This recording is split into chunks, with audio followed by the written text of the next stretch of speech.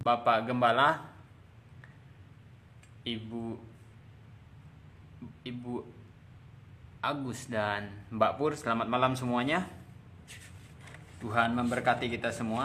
Nah, di hari Minggu kemarin saya sudah menyampaikan kebenaran firman Tuhan tentang Tuhan adalah gembalaku di dalam Mazmur 23. Nah, isi daripada Mazmur 23 tersebut, kalau kita membaca secara mendalam, kita melihat suatu penyertaan dan kasih daripada Tuhan kepada seorang seorang Daud yang membuatkan Mazmur ini, yang menuliskan Mazmur ini, di mana pemazmur mengungkapkan sesuatu yang sangat dalam antara relasi sang pemazmur dengan sang gembala yang baik, yaitu Tuhan dan Allah sendiri. Mazmur ini ditulis oleh Daud, oleh Daud yang mengungkapkan isi hatinya karena penyertaan Tuhan. Dan kalau kita melihat kisahnya Daud itu begitu mengerikan dan begitu banyak hal yang kita bisa pelajari tentang hubungannya dengan Tuhan dan tentang ketaatannya kepada Tuhan, serta integritasnya juga yang begitu besar seperti itu. Dimana kita melihat kebesaran hati Daud saat dikejar oleh musuh-musuhnya, saat dia di dalam kalau dia menggambarkan di dalam lembah kekelaman, tetapi Tuhan menyertainya. Nah, kita malam hari ini belajar bersama-sama di dalam Mazmur 23. Di dalam Mazmur 23. Nah, Mazmur ini diawali dengan Mazmur 22 ya. Kalau kita melihat Mazmur 22 itu dikutip oleh Tuhan Yesus yang di ayatnya yang pasal 22 ayat 19 itu dikutip oleh Tuhan Yesus sendiri. Di mana kita melihat pasal 22 ini tentang manusia yang jika seperti di dalam tekanan, seperti di dalam hari-harinya yang begitu mencekam seperti itu. Ini adalah pengalaman seorang Daud. Kalau kita baca seluruh kitab Samuel, kita akan melihat betapa mengerikannya Daud waktu dia dikejar-kejar oleh Saul. Tetapi Daud menyampaikan kepada kita semua bahwa orang yang benar akan memuji nama Tuhan. Orang yang mencintai Tuhan akan beria-ria atas harinya Tuhan. Nah, seperti itu. Jadi Mazmur 22 kalau kita baca lagi secara saksama, itu kita akan mengingat kehidupan kita yang sangat kelam dan sangat waktu kita berdosa, waktu kita jauh dari Tuhan, waktu seolah-olah kehidupan kita ini tanpa Tuhan, begitu ya. Kita tidak mengandalkan Tuhan. Maka hari-hari kita akan seperti yang digambarkan oleh Daud. Kita seperti dikejar-kejar terus oleh musuh-musuh kita. Kita seperti orang yang tidak akan aman di dalam kehidupan kita. Tetapi sewaktu Tuhan menunjukkan kasih-Nya, sewaktu kita memberikan hidup kita kepada Tuhan, maka kita akan menyadari bahwa Tuhan sebagai gembala kita. Berarti kalau Tuhan sebagai gembala kita, Dia adalah gembala yang sangat bertanggung jawab. Kalau kita membaca di dalam Yohanes pasal 10, kita melihat gembala yang baik adalah gembala yang tidak akan lari waktu ada serigala, tidak akan lari waktu ada bahaya mengancam domba-dombanya. Dia akan memberikan nyawanya untuk domba-dombanya, seperti itu. Demikian juga Tuhan kepada kehidupan kita semua. Jika Tuhan sudah menuntun kita dari awal sampai detik ini, Tuhan juga akan menuntun kita sampai di lembah kekelaman, kata Mazmur pasal 23. Nah, justru kalau kita mengingat hal itu sebagai domba-dombanya Allah, kita harus tunduk kepada dan terus untuk berada di dalam komunitas-komunitas domba-domba yang lain seperti itu, supaya kita tetap digembalakan oleh Tuhan kita. Nah, mari kita masuk di topik kita. Ayat yang pertama dahulu ya.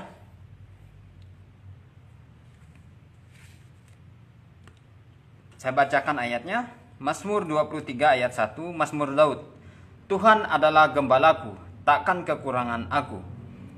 Jadi ayat yang pertama menggambarkan bagaimana sih gembala yang akan akan menuntun kehidupan orang percaya. Di ayat yang pertama itu menyatakan bahwa dia adalah gembala yang memberikan kenyamanan, yang mau merelasikan dirinya atau yang tidak pernah memutuskan hubungannya dengan sang domba seperti itu. Jadi kalau ada gembala dengan domba yang di dalam kawanan domba, pasti domba-domba akan merasa nyaman, akan merasa tercukupi seperti itu. Kita akan merasakan kehadiran orang yang kita cintai ya misalnya. Kita akan merasakan sesuatu yang berbeda seperti itu. Jika dia jauh daripada kita, jika kita waktu saya kecil, waktu saya masih sangat-sangat kecil seperti itu. Kalau di ladang kan di hutan gitu ya, di tengah hutan. Jadi di pondok di ladang itu biasanya bermalam sama bapak. Nah, kalau bapak pergi, misalnya cari kijang ataupun rusak seperti itu, waktu malam-malam bapak pergi, maka saya akan merasakan sesuatu yang berbeda, takut seperti itu. Saya akan merasakan ancaman gitu. Jadi karena bapak tidak ada gitu, saya tidak dekat dengan bapak, saya akan merasakan ketidaknyamanan. Tetapi waktu bapak pulang, waktu ada bapak bersama-sama dengan saya akan merasakan suatu kenyamanan, sesuatu yang mau kencing pun diantarin seperti itu, mau mandi waktu mau buang air besar seperti itu, bapak akan ngantarin. Disitulah kita merasakan suatu kecukupan, tidak akan kekurangan. Maksudnya adalah kekurangan daripada jiwa kita, kerohanian kita, ataupun hal yang kita butuhkan di dalam spiritual kita. Jadi Tuhan mencukupkan segalanya. Tetapi jika kita jauh daripada Tuhan, maka seperti yang dikatakan oleh Matius di dalam dikatakan oleh Tuhan Yesus, kita akan seperti orang yang miskin, seperti miskin di dalam hal kerohanian. Kita akan pokoknya jauh dari Tuhan itu serba kekurangan di dalam iman kita seperti itu. Nah, hal ini harus dipahami secara mendalam, dan ini juga memang tidak lepas daripada kebutuhan jasmani. Kemudian di ayat yang pertama ini menyatakan suatu relasi antara domba dan gembala. Domba dan gembala yang maksudnya punya hubungan yang baik, punya hubungan yang tidak pernah terputus dan selalu ada di dalam tempat yang sama. Dan gembala memberikan kepuasan kepada dombanya. Sebagai gembala, dia membimbing dan dekat dengan kita. Jadi Allah sudah lebih dari cukup seperti itu. Kalau Allah dikatakan di dalam Mazmur ini, tidak kekurangan aku, berarti jika kita dekat dengan Allah, jika kita menjadikan Tuhan sebagai gembala kita yang kita percayai di seluruh kehidupan kita, maka kita akan merasakan lebih dari cukup seperti itunya. Ada ungkapan yang sangat-sangat memberkati, Tuhan lebih cukup buat aku gitu. Nah, tetapi di ayat yang kedua kita akan masuk di ayat yang kedua. Di ayat yang kedua saya bacakan, ia membaringkan aku di padang yang berumput hijau, ia membimbing aku ke air yang tenang. Jadi di ayat yang kedua ini menggambarkan suatu bimbingan, suatu penyertaan Tuhan di dalam kehidupan kita. Nah, kalau Tuhan menyertai kehidupan kita, kalau Tuhan sebagai gembala kita yang baik, maka kita tidak perlu khawatir kita akan dibawa kemana seperti itu. Tuhan sudah menjamin. Alkitab sudah mengatakan, kalau Tuhan yang membimbing kita di padang yang berumput hijau, kita tidak akan pernah kekurangan seperti itu. Dia akan menempatkan kita di suatu tempat dan kondisi yang baik, sekalipun kita mengalami suatu hal yang sangat terhimpit seperti itu. Waktu kita merasakan kehidupan kita sangat-sangat tidak aman, tetapi Tuhan berjanji kepada kita bahwa ia membimbing kita ke padang yang berumput hijau. Ini menggambarkan suatu suasana, suatu tempat atau suatu kebutuhan kehidupan kita yang mendalam seperti itu. Kalau domba-domba kan kebutuhannya pasti gembala-gembala akan tahu di mana rumput-rumput yang yang akan cukup buat domba-dombanya. Kalau kita baca di dalam Perjanjian Lama, di dalam Kejadian seperti itu misalnya, pada saat Yakub ataupun Abraham ataupun gembala-gembala yang lain, kalau menggembalakan domba, mereka tidak tetap di suatu tempat. Mereka akan pergi ke tempat-tempat yang di mana ada rumput-rumput yang berumput hijau. Contohnya seperti saudara-saudaranya Yusuf, anak-anaknya Yakub ya, waktu dia menggembalakan di tempat-tempat yang berpindah-pindah seperti itu. Nah, demikian juga kehidupan kita. Kita tidak akan pernah merasakan kekurangan kalau ada bimbingan Tuhan atas kehidupan kita. Kalau kita ada di dalam naungannya Tuhan seperti itu, ada di dalam pengembalaannya Tuhan seperti itu ya. Nah, jadi kita tidak akan pernah merasakan kekurangan yang sangat. Kalau di dalam Perjanjian Baru kita akan melihat ayat yang akan berbunyi untuk kehidupan orang-orang percaya, kita akan selalu cukup di hadapan Tuhan, cukup di hadapan Tuhan. Kita tidak akan pernah kekurangan. Terus, ia membimbing aku ke air yang tenang. Ini menggambarkan suatu kebutuhan daripada domba. Domba itu paling tidak bisa minum kalau ada air yang berjalan, misalnya air yang deras, air yang mengalir contohnya. Tetapi di air yang tenang. Nah, demikian juga kehidupan kita. Kehidupan kita yang jika kita hidup di dalam dekapan kasih-Nya Tuhan, maka Tuhan akan membimbing kita di dalam air kehidupan kita. Contohnya seperti air ini sering digambarkan dalam lambang penyucian seperti itu. Tuhan akan memimpin kepada kesucian kehidupan. Dia membimbing aku ke air yang tenang. Semua itu telah Tuhan nyatakan melalui Tuhan Yesus Kristus dan melalui Roh Kudus. Melalui Roh Kudus kita dibimbing oleh Allah kepada kelimpahan hidup yang tenang. Jadi waktu kita ketenangan ini menggambarkan suatu jika kita mengalami hal-hal yang banyak seringkali kita mengalami hal-hal peristiwa-peristiwa yang tidak enak, peristiwa-peristiwa yang tidak nyaman. Banyak hal yang akan menerpa kehidupan kita, tetapi Tuhan akan membimbing kita dan menuntun kita di air yang tenang melalui Roh Kudus. Kalau di zaman Perjanjian Baru, kita akan melihat Roh Kudus yang akan menjadi pembimbing kehidupan kita semua. Sehingga kita akan tetap merasa aman, kita akan merasa tetap tercukupkan oleh Tuhan. Seperti itu. Dia tidak akan pernah membiarkan kita. Dia akan senantiasa untuk memberikan kebutuhan kehidupan kita yang paling penting seperti itu. Dan Tuhan tidak pernah meninggalkan kita.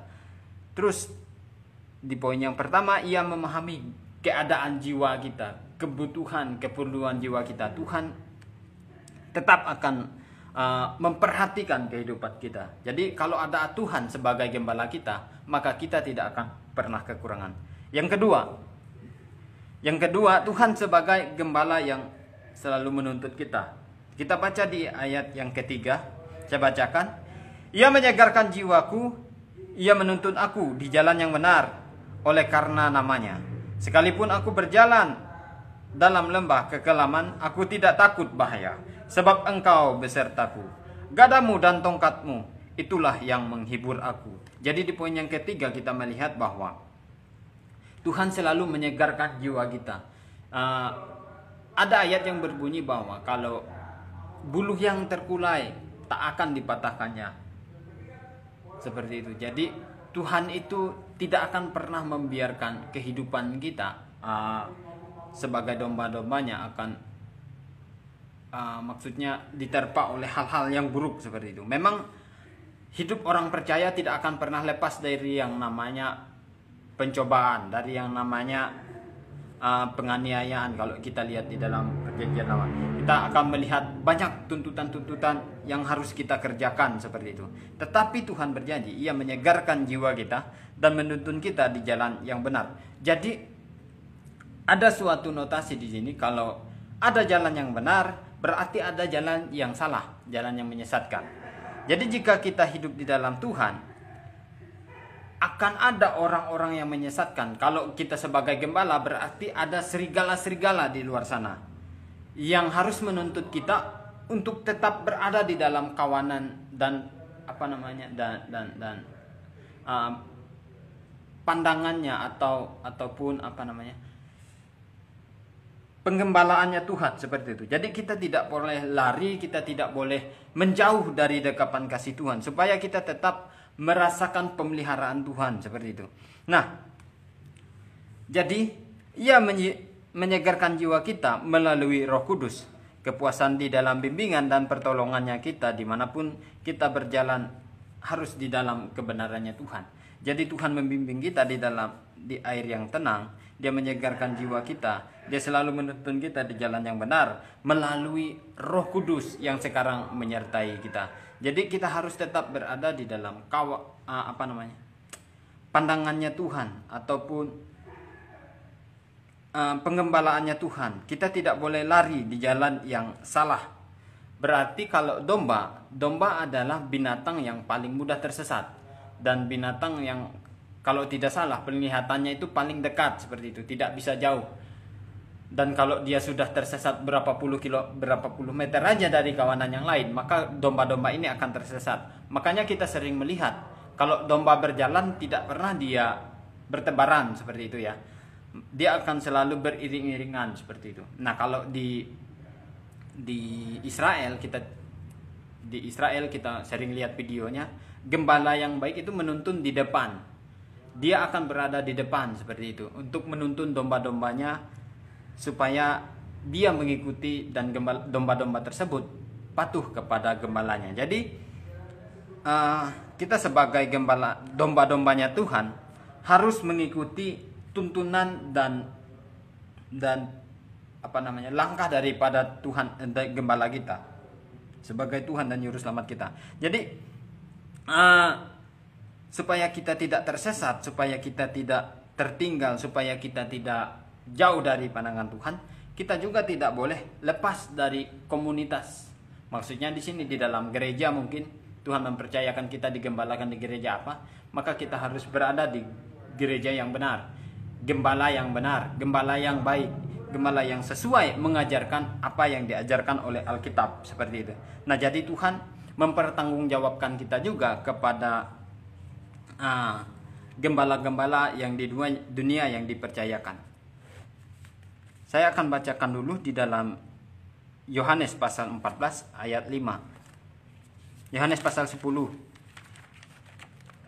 Yohanes pasal 10 ayat 5. Sorry. Tetapi orang asing pasti tidak akan mengikut. Tetapi seorang asing pasti tidak mereka ikuti, malah mereka lari daripadanya. Karena suara orang asing tidak mereka kenal. Nah, jadi kalau kita sebagai dombanya Tuhan, domba yang patuh kepada Tuhan, maka kita akan mengenal siapa Tuhan kita, seperti itu ya. Kalau di dalam Yohanes pasal 10 ayat 5. Nah, saya bacakan dulu dari ayat 3. Untuk Dia penjaga membuka pintu dan domba-dombanya mendengarkan suaranya, dan Ia memanggil domba-dombanya masing-masing menurut namanya dan menuntunnya keluar. Jika sebuah dombanya telah dibawanya keluar, Ia berjalan di depan dan domba-dombanya itu mengikuti Dia karena mereka mengenal suaranya. Jadi kita saat ini ada di dalam penggembalaannya Tuhan Yesus Kristus, yaitu melalui Roh Kudus yang akan senantiasa menuntun kita. Jadi maksudnya gimana? Maksudnya adalah Roh Kudus ini sudah dikirim kepada kita, sudah diutus kepada kita untuk menjadi penolong kita, untuk menuntun kita ke jalan yang benar, untuk menjadikan kehidupan kita untuk tetap berada di dalam jalurnya atau tracknya Tuhan, seperti itu.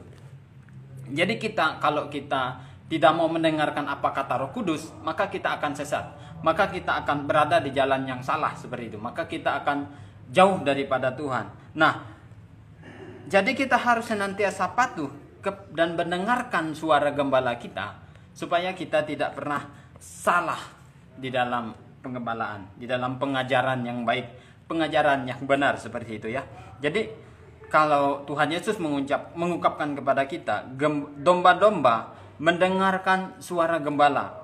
Jadi domba-domba yang baik, domba-domba yang benar akan tetap setia mendengarkan apa yang dikatakan firman Tuhan. Apa yang dituntut oleh Tuhan, itu yang didengarkan oleh domba-dombanya. Ya, jadi sebagai domba kita tidak punya pertahanan apa-apa. Sebagai domba kita tidak punya kekuatan untuk melawan musuh-musuh kita. Benar? Kita tidak pernah dengar berita domba membunuh makan manusia seperti itu. Domba mungkin menyeruduk orang sampai mati gitu. Kita tidak pernah mendengar. Atau ada yang pernah dengar? Silahkan komen. Pernah nggak dengar berita manusia dibunuh domba seperti itu? Nggak pernah. Kalau saya nggak pernah. Tetapi domba itu selalu diambil bulunya, benar? Akan selalu diambil bulunya, diambil susunya, bahkan dagingnya pun menjadi konsumsi yang sangat enak. Demikian juga kehidupan kita. Kita ini menjadi sasaran empuknya untuk disesatkan oleh iblis.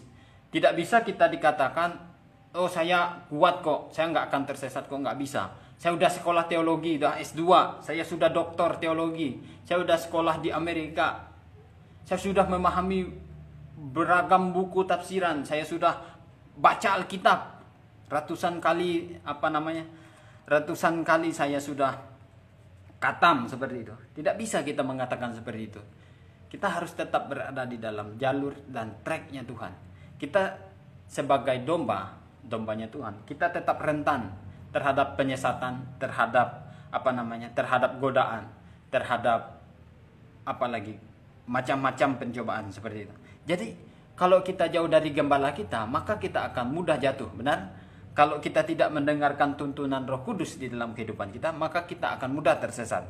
Jadi kita harus tetap berada di dalam pengembalaan yang benar, gereja yang benar, dan pengajaran Alkitabiah yang sehat. Oke. Nah, jadi yang ketiga, ayat 4, ayat 4.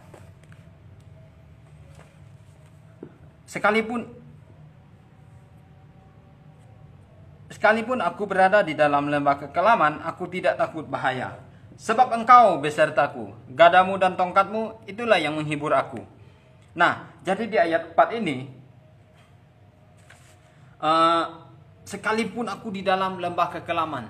Tadi di awal saya sudah katakan bahwa Tuhan akan senantiasa menyertai kita semua. Tuhan akan senantiasa menuntun kita, bahkan sampai di dunia orang mati pun Tuhan akan tetap menyertai kita. Kalau di dalam Alkitab seringkali lembah kekelaman itu digambarkan seperti dunia orang mati ya, seperti lembah kekelaman ataupun banyak di dalam Wahyu itu alam maut seperti itu. Nah, jadi Tuhan tetap menuntun kita ke jalan atau sampai di bayang-bayang maut, dunia orang mati gitu. Gadamu dan tongkatmu melambangkan kuasa Tuhan. Jadi dengan kuasanya Tuhan menyertai kita, dengan kemahakuasaannya Tuhan akan senantiasa menuntun kita, membuat kita sebagai domba-dombanya Tuhan yang mengikuti Tuhan tidak perlu takut dan khawatir terhadap apapun juga, karena Tuhan punya kuasa yang besar atas kita.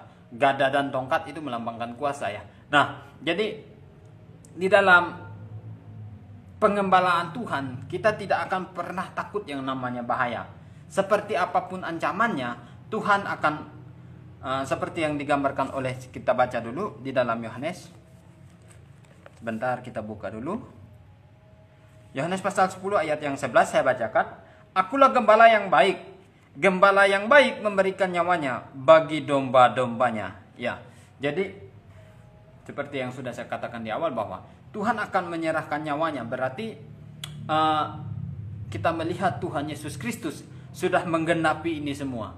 Ketika kita tersesat, Tuhan turun dari surga untuk menyelamatkan kita, untuk menebus kita. Ketika kita sebagai domba-domba yang terhilang, kita tidak mengenal siapa itu Allah, Tuhan turun dari dunia.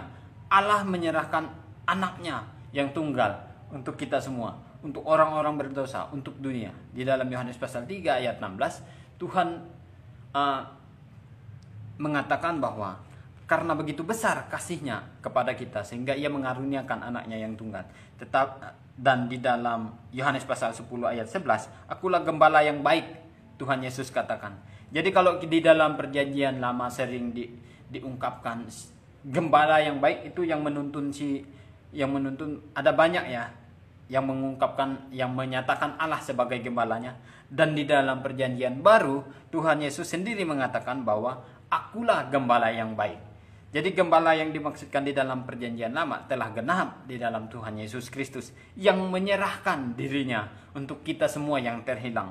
Dia rela mati di kayu salib demi kita semua, menebus umat pilihannya yang berdosa, umat pilihannya yang tersesat, umat pilihannya yang terhilang. Tuhan mendapatkan kita kembali. Jadi kita tidak perlu khawatir karena kita sudah di dalam pengembalanya Tuhan.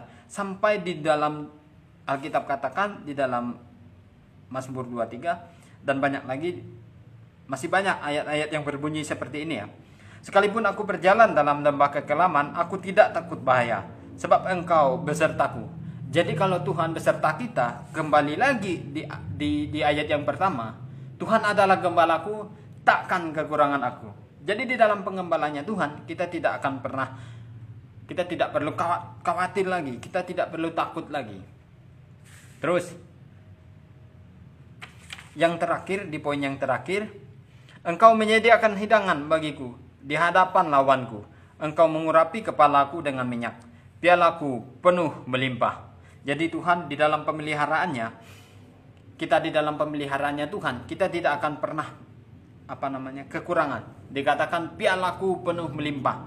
Jadi ini melambangkan suatu tempat ataupun tempat, kalau piala tempat minum ya, tempat minum di dalam perjanjian lama, tempat minum ataupun tempat untuk menadah sesuatu seperti itu. Pialaku penuh melimpah. Jadi kita tidak akan pernah takut kekeringan atau kekurangan, asalkan kita mau berada di dalam pengembalaannya Tuhan. Kita mau untuk tetap taat di dalam jalannya Tuhan, seperti itu.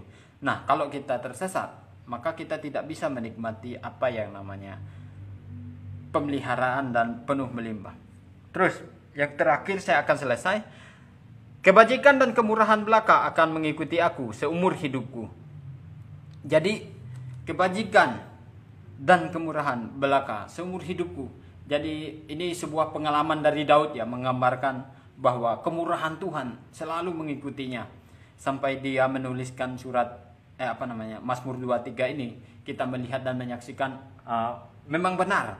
Apa yang dialami oleh Daud adalah sesuatu yang mengerikan seperti itu. Sesuatu yang tidak enak. Setiap hari dia harus berada, bahkan anaknya sendiri mengkhianati dan mau membunuh dia dan mengkudeta dia.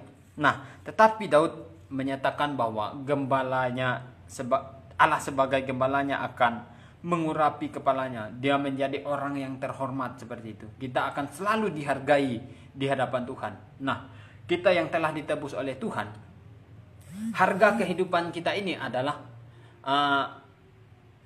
darah Kristus. Karena Yesus telah membayar kita lunas, Yesus telah menebus kita dengan darahnya yang mahal. Kalau di dalam 1 Petrus pasal 1 ayat 18 dan 19, kita telah ditebus dengan darah Kristus seperti itu. Jadi harga kita semua, harga kehidupan kita yang kita jalani sekarang adalah darahnya Kristus yang telah menebus kita. Jadi hidup kita ini bukan lagi main-main. Hidup kita yang telah ditebus ini bukan lagi hidup yang